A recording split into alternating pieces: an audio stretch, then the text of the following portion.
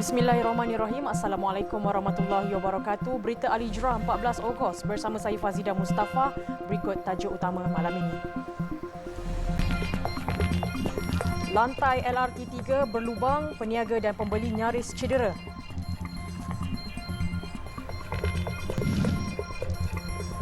Juga pelarian Rohingya diserap dunia pekerjaan.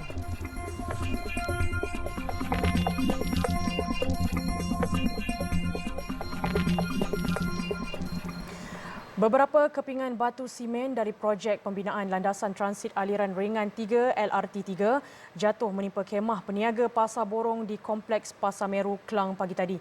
Kejadian dilapor berlaku kira-kira 9.30 pagi membabitkan 4 kemah peniaga di premis terbabit, namun tiada sebarang kecederaan dilaporkan.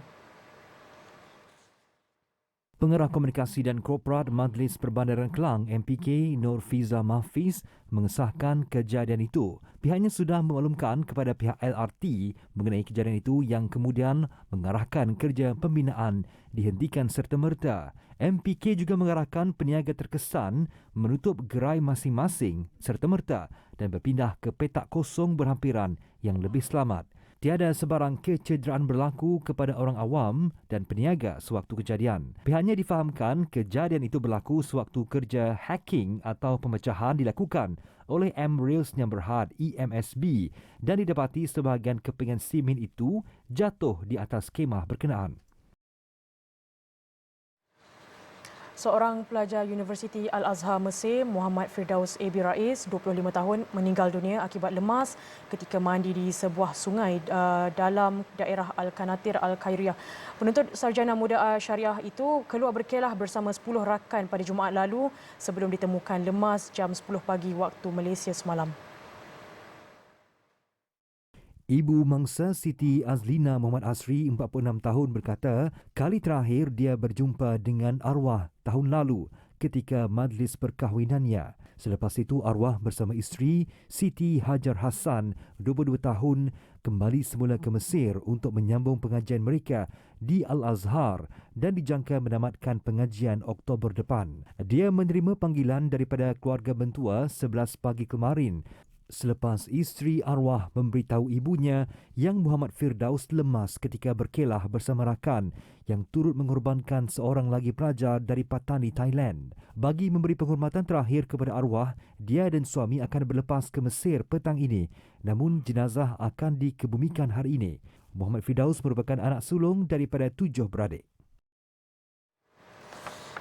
Sebuah kapal layar mewah jenis Adastra dilihat memasuki muara Sungai Perlis. Kehadiran super yacht itu menggamit perhatian orang ramai, terutama nelayan serta penduduk kampung berdekatan. Kapal layar yang berharga sekitar 45 juta dolar Amerika itu dipercayai tiba dari Langkawi. Difahamkan kapal layar mewah itu sebenarnya bergerak menuju ke dermaga Perlis Marine Engineering PME Sendirian Berhad yang terletak di Kampung Tengah Kuala Perlis bagi tujuan pembaikan kapal layar. Menurut nelayan, kapal layar mewah yang canggih itu jarang sekali dapat dilihat di kawasan itu. Sementara itu, Pengarah Agensi Penguatkuasaan Maritim Malaysia APMM Zon Maritim Kuala Perlis, Komander Maritim Muhammad Hashim Matzin berkata pihaknya tidak dimaklumkan tentang kehadiran kapal layar mewah itu di muara Sungai Perlis. Namun, kapal itu sudah mendapat kebenaran daripada Jabatan Laut Malaysia menerusi Pejabat Laut Negeri Perlis untuk melalui muara sungai itu dan berlabuh di PME Engineering Sendirian Berhad. Tidak salah bermain media sosial, terutama TikTok, jika mengikut etika perguruan yang ditetapkan. Jelas Timbalan Dekan Hal Ehwal Pelajar dan Akademik Fakulti Sains Kemanusiaan, Universiti Pendidikan Sultan Idris UPSI, Dr. Abu Zarin selamat. Proses ini bagi memberikan pengajaran dan pembelajaran lebih seronok pada pasca pandemik. Menurut Dr. Abu Zahari, warga pendidik giat memuat naik pengisian media sosial bermula pada Mac 2020 ketika negara mengalami pandemik COVID-19. Dalam pada masa yang sama, ianya memberikan warga pendidik lebih celik IT dan kreatif jika mereka menggunakan media sosial ke arah yang betul dan mengikut garis panduan serta etika perguruan yang ditetapkan. Tolong cakna, tolong berhati-hati, berwaspada dengan konten yang nak dimuatkan dalam medsos. Netizen akan sentiasa mencari ruang dan peluang terhadap apa juga isu-isu yang berlaku di sekeliling mereka. Okey, jadi kena berhati-hati, tambah pula kita seorang guru, seorang pendidik. Kita adalah membawa misi negara untuk menjadikan pelajar-pelajar kita sebagai pelajar-pelajar yang cemerlang, yang boleh membawa negara kita ke suatu masa nanti di tempat yang sepatutnya. Tambah beliau, para pendidik tidak kira sama ada guru tetap, sandaran ataupun pelatih perlu sentiasa mengikut etika berkenaan termasuk tanggungjawab kepada profesion perguruan dan rakan sejawat, tanggungjawab kepada pelajar, tanggungjawab kepada ibu bapa dan tanggungjawab kepada masyarakat dan negara. Baru-baru ini tular di media sosial seorang guru praktikal yang memuat naik video TikTok berbau seksual sehingga mendapat kecaman dan kritikan hebat daripada warganet. Susulan itu, Kementerian Pendidikan mengeluarkan kenyataan agar memperhalusi tindakan bagi membendung permasalahan dan tingkah laku memuat naik pengisian media sosial yang tidak wajar khususnya dalam kalangan pendidik. Sebelum ini, pelarian Myanmar, khususnya etnik Rohingya, tidak dapat diserap masuk dalam dunia pekerjaan kerana tidak mempunyai kemahiran. Kini, Malaysia akan membantu pelarian tersebut mengikuti latihan kemahiran yang akan diselia Kementerian Sumber Manusia. Menteri Luar Datuk Seri Saifuddin Abdullah berkata Malaysia tidak akan menggunakan wang rakyat tetapi dana luar bagi menampung kos latihan kemahiran itu. Selain daripada Bangladesh, kita lah yang paling besar. Jumlah pelarian yang paling besar di Bangladesh lebih 1 juta. Tempat paling ramai yang kedua ialah Malaysia. Jadi sebab itu kita harus bantu, kita harus menangani isu ini secepat dengan cara yang lebih komprehensif. Sebelum ni kita tak ada perancangan ini. Sebelum ni kita tak ada perancangan Kementerian Sumber Manusia untuk melihat hal ini. Menurut Datuk Seri Saifuddin, langkah ini diambil kerana negara memerlukan pekerja asing dan dengan memberikan latihan kemahiran kepada etnik itu, majikan dapat menerima mereka yang mempunyai kemahiran asas. Untuk rekod, menurut Datuk Seri Saifuddin, kira-kira 200,000 pelarian Myanmar berada di negara ini dan daripada jumlah itu, 150,000 darinya adalah etnik Rohingya. Setakat ini, salah satu negara yang telah menyumbang ialah Yayasan Qatar iaitu sebanyak 50 juta USD. Jelas beliau, Malaysia melakukan perkara ini atas dasar peri kemanusiaan dengan membantu mereka. Selepas ini, cecair dalam otak budak darjah 1 sengsara.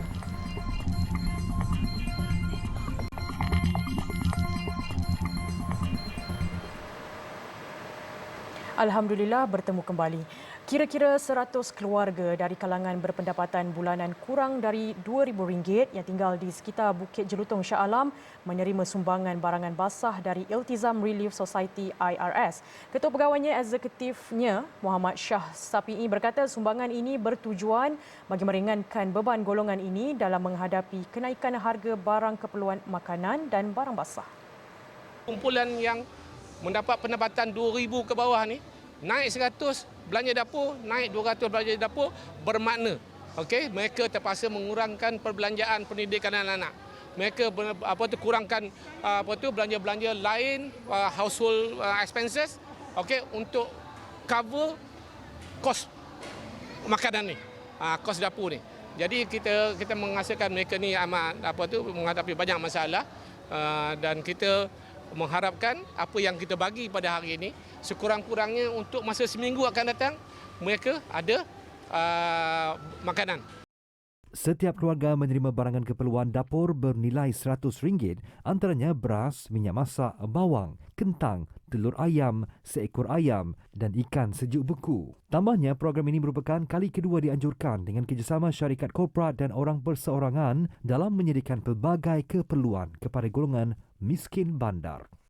Untuk seminggu, ringanlah beban akak sekarang. Terima kasih banyak-banyak pada Iltizam kerana membagi free market macam ni. Jabatan Kemajuan Islam Malaysia JAKIM anjur jaulah dakwah imarah selama 2 hari di Lenggong, Perak. Program konvoi bermotosikal bermula dari Masjid Putrajaya yang dilepaskan Menteri di Jabatan Perdana Menteri Datuk Idris Ahmad itu diadakan dengan kerjasama Jabatan Agama Islam Perak JAIP. Menurut penolong Pegawai Hal Ehwal Islam Kanan Jakim Hamdan Muhammad, program yang turut mendapat penyertaan dari All Bikers Club Malaysia ABCM itu bertujuan membantu Jakim menggerakkan program kemasyarakatan dengan penglibatan pertubuhan bukan kerajaan NGO. Dan di antaranya juga objektifnya ialah supaya NGO dapat bersama-sama dengan Jabatan Kemajuan Islam Malaysia dan agensi-agensi agama dalam menyantuni golongan sasar yang kita sasarkan agar mereka tetap bersama dengan kita dalam menyampaikan dakwah yang telah kita sampaikan pada hari ini.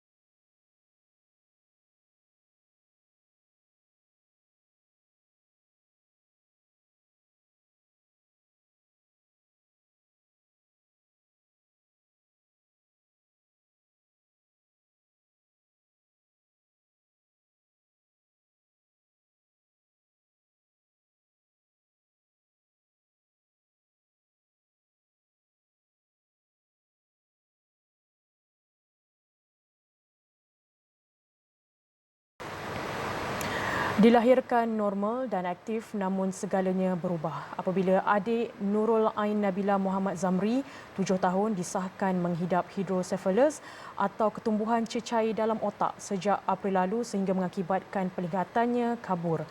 Lebih sedih, Nurul Ain tidak dapat ke sekolah kerana sukar untuk menyesuaikan diri. Menurut ibunya, Mas Liza Omar, 39 tahun, anak keempat dari 5 beradik itu yang bersekolah di Sekolah Kebangsaan Bukit Hijau mula menunjukkan simptom apabila sering muntah setiap kali selepas makan. Keadaan Nurul Ain semakin memburuk apabila dia sering terjatuh di sekolah sehingga guru menasihatkan dia tidak perlu ke sekolah kerana bimbang akan keselamatannya. Selalu dekat sekolah memang dia aktif lah. Kira dia ni, dia buat kerja dia jenis satu-satu kerja ni dia buat very cepat. Lepas tu dia akan jalan melawat kawan-kawan dia. Tengok, hampa siap tak lagi, buat apa? Dia pula jadi cikgu jalan.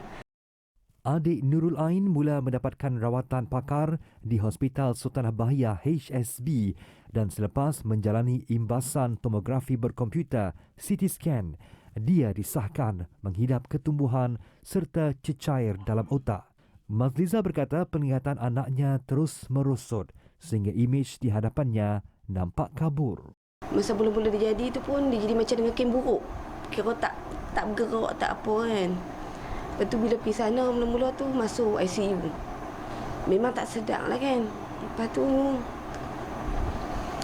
dia bila tiap-tiap kali dia pergi hospital dia macam fobia. Doktor asyik ambil darah. Dia sebelum ni pun memang datang pergi hospital. Masih tidak memahami erti hidup, namun jelas semangat adik Nurul Ain tetap cekal dan ingin kembali ke sekolah bersama rakan lain meneruskan pelajaran. Kat sekolah belajar apa? Kita tak boleh kata macam tu. Belajar ABC. ABC. Seronok tak? Seronok.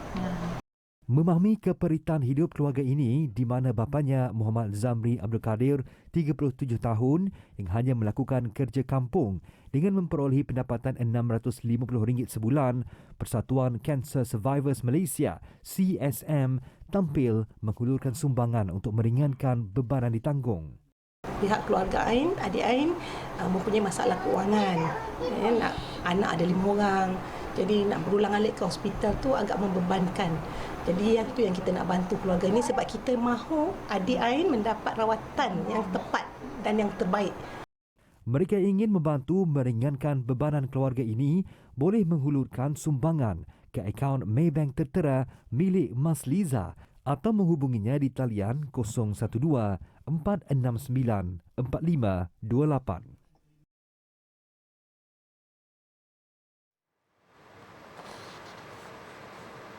Aktiviti perniagaan dianjur dalam Islam, namun ia tidak bermakna para peniaga bebas menentukan tata cara perniagaan tanpa mengikut syariat.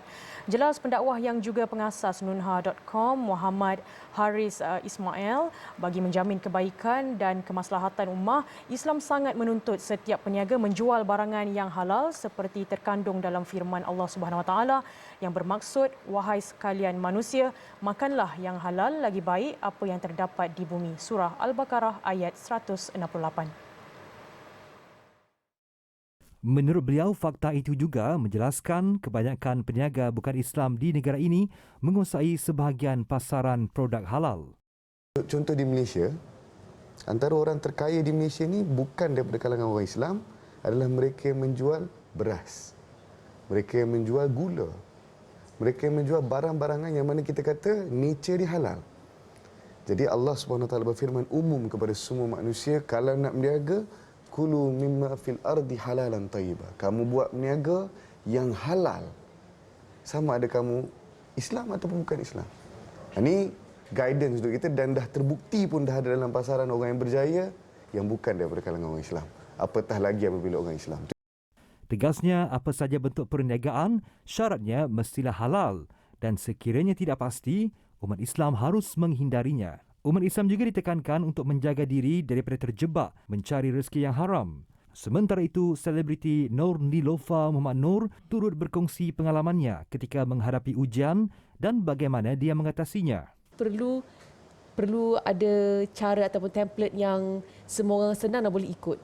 Masa tu orang nak biasa kena adjust Zoom meeting, orang nak adjust work at home dengan anak-anak kat rumah, makan masa. Tapi after a while they get to the momentum. Momentum, diorang semua boleh execute, alhamdulillah. Tapi sebagai boss atau founder ataupun leader dalam team, kita yang kena take the how do I say, kena play the role, kena sentiasa ada. Kalau kita pun tak sama-sama dengan mereka buat kerja dekat rumah ni, memang takkan jadi kerja lah. Muhammad Haris dan Nur Nilofa dijemput menjadi tetamu undangan dalam program siaran langsung Assalamualaikum pagi tadi. Bincang niaga kembali di era peralihan endemik terus bertahan dan berani mengorak langkah. Kami kembali memayungi anda bersama Bincang Niaga Revival 20 Ogos ini. Rebut peluang ini untuk bersiaran di Kaca TV dengan pakej promo ekstra, slot terhad, masa terhad. Daftar sekarang di www.tvalhijrah.com/bincangniaga atau imbas QR Code yang tertera.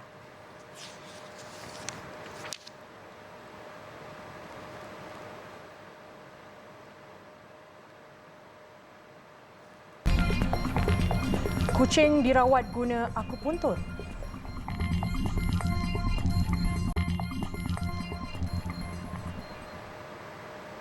Hamas menggesa rejim Zionis menghentikan semua perbuatan jenayah yang dilakukan rejim itu di wilayah yang diduduki. Gesaan itu dibuat selepas Mahkamah Israel pada Rabu mengeluarkan perintah agar sebuah sekolah milik rakyat Palestin di tebing barat dimusnahkan. Agensi Berita Anadolu melaporkan sekolah itu terletak di kawasan C di tebing barat yang berada di bawah kawalan penuh Israel dan mewakili 61% daripada wilayah yang diduduki. Menurut jurucakap Hamas, Kazim Qasim, Israel mengabaikan norma antarabangsa, laporan dan undang-undang yang memberi tanggungjawab dan hak kepada pertubuhan kemanusiaan untuk bertindak menghentikan keganasan Israel. Beliau berkata peringkatan keganasan yang dilakukan Israel tidak akan memberikan keabsahan kepada negara haram itu atau berjaya menghapuskan identiti Palestin. Minggu lalu, serangan udara Israel di semenanjung Gaza telah mengorbankan 49 nyawa termasuk 17 kanak-kanak dan mencederakan 360 yang lain. Serangan itu terhenti di bawah persetujuan gencatan senjata dengan Mesir bertindak sebagai perantara.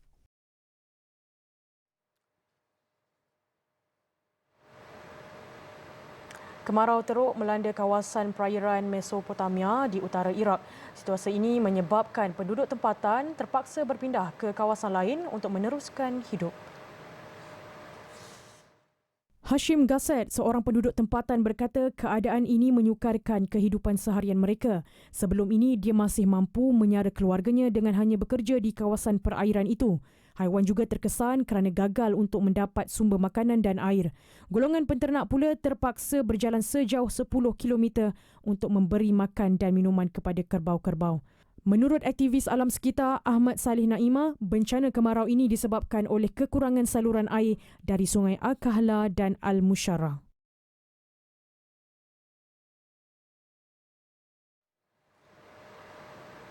Kanak-kanak semua peringkat umur dibenarkan memasuki Masjidil Haram. Bagaimanapun, menurut Kementerian Haji dan Umrah Arab Saudi, kanak-kanak berusia lebih 5 tahun perlu memohon permit khas melalui permohonan Idmarna. Pengumuman kementerian itu disiarkan pada akaun rasmi Twitternya. Kementerian itu juga menjelaskan kaedah mengeluarkan permit untuk kanak-kanak berusia lebih 5 tahun. Manakala kanak-kanak di bawah usia 5 tahun, mereka boleh masuk ke Masjidil Haram tanpa perlu mendapatkan permit masuk. Sementara itu, Arab Saudi kini membenarkan semua jenis visa untuk menunaikan umrah berkuat kuasa 30 Julai 2022. Keputusan ini dibuat bagi memberi peluang kepada jemaah menunaikan ibadah di samping menikmati kebudayaan setempat.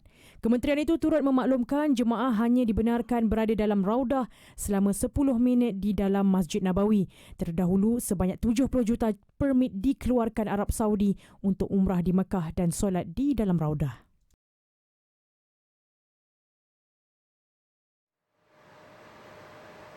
Di Beijing, pemilik haiwan peliharaan memilih untuk menggunakan perkhidmatan perubatan tradisional Cina kepada haiwan mereka yang sakit.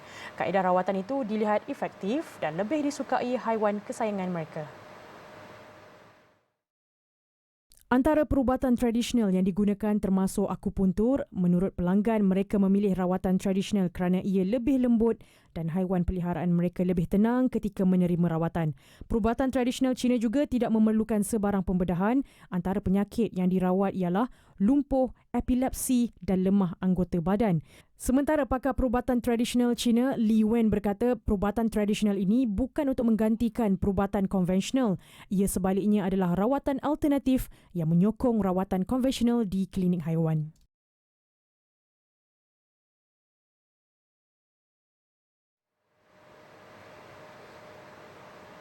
Sekian berita Al-Hijrah. Sebelum berpisah, ikuti siaran langsung Globe Al-Hijrah bersama penyampai Zaim Zamani jam 8.45 malam ini, membawakan laporan tentang kelantangan Qatar dalam memperjuangkan nasib rakyat Palestin. Akhir sekali, jangan lupa ikuti kami di platform media sosial seperti Facebook, Instagram, Twitter, YouTube dan TikTok, dan layari alhijrahnews.com untuk lagi berita-berita pilihan dan eksklusif. Saya Fazida Mustafa. Assalamualaikum dan selamat malam.